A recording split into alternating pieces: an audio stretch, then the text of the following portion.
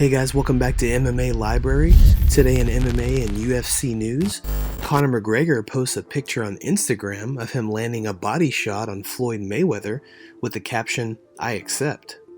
It does look like Conor is keeping his options open, and a potential rematch with Mayweather would be one of the biggest fights in history. Is a second fight something fans want to see? Comment down below. After Phil Hawes' victory at UFC Austin last weekend, he decided to smart off to Daniel Cormier in the post-fight interview, which didn't quite go over very well, and Hawes ended up apologizing for the disrespect. Cormier recently spoke about their interaction and how differently things could have gone. There was a time in my life, guys, that I could not have done that. I would have left, or I might have actually hit Phil Hawes because I was childish, I was immature. Jimbo Fisher told me once, children do what they want, men do what they're supposed to. And in that moment, as a man, I was there to interview Phil Hawes. And Phil Hawes was there to be interviewed. And we did exactly that. And I hope that I did Phil Hawes justice in his post-fight interview. That's something I can help to propel him forward in his career. Because that is what we're there to do. We're there to help these guys in that moment, propel them forward to the next thing in their career. I hope I did that for Phil Hawes. I have nothing but respect for him. And if he fights in the manner that he fought on Saturday, this kid has all the potential in the world to be a world champion. Jack Hermansson is set to take on Darren Till at UFC London on July 23rd. And interestingly, Darren Till's good friend and training partner Khamzat Chimaev just posted that he's getting some rounds in with Hermansson.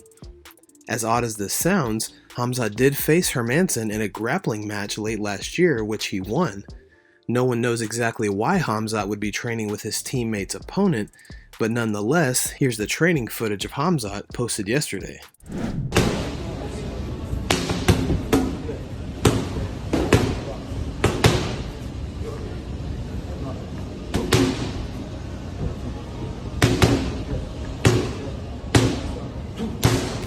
Michael Bisping recently spoke about the impressive win Kevin Holland had against Tim Means at UFC Austin.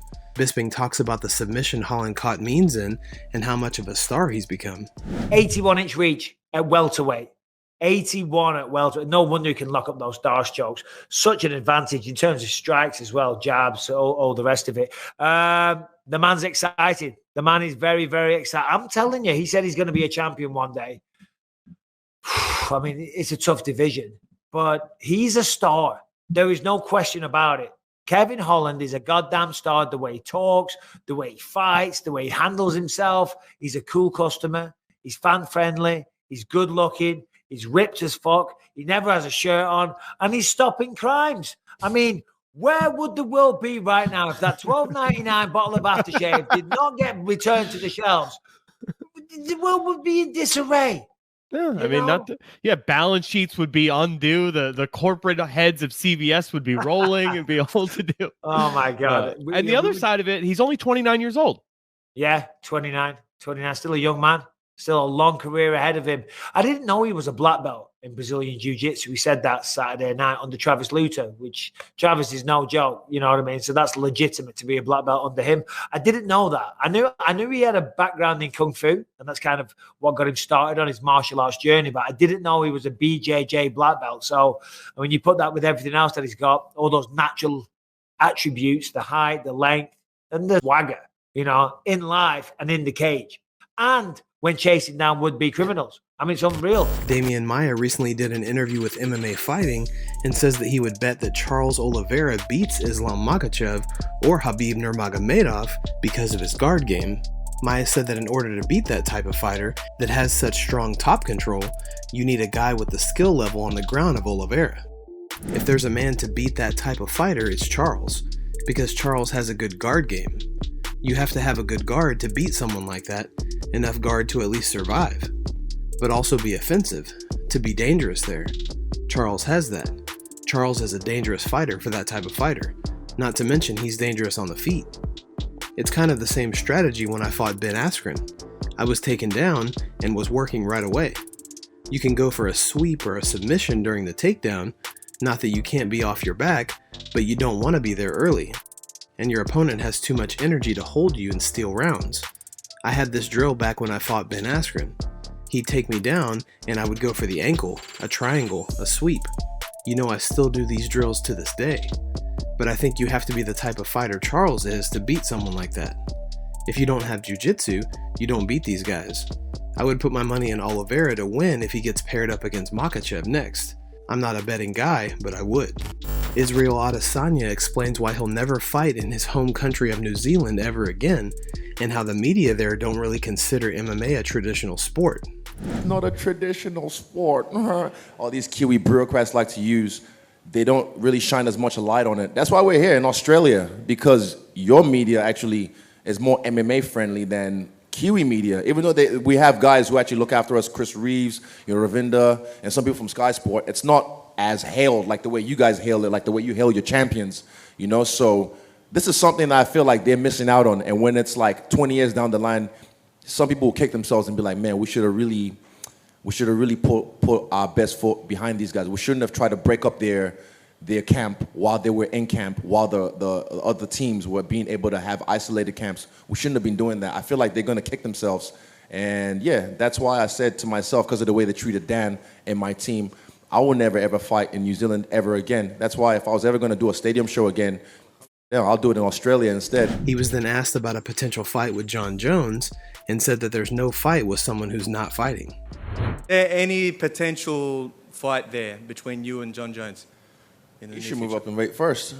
Go fight Francis, or even stop being on TMZ, get his life together.